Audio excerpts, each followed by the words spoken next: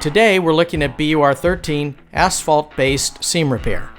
Before we get started, let's always follow OSHA and local safety requirements when working on roofs.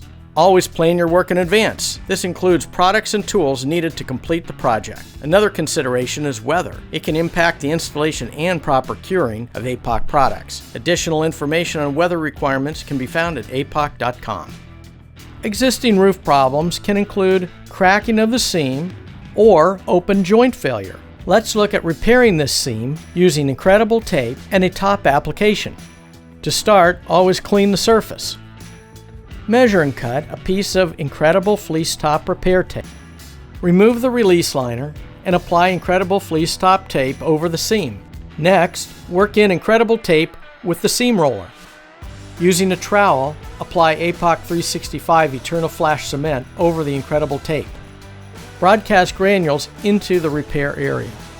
Return any loose gravel over the base of the repair area.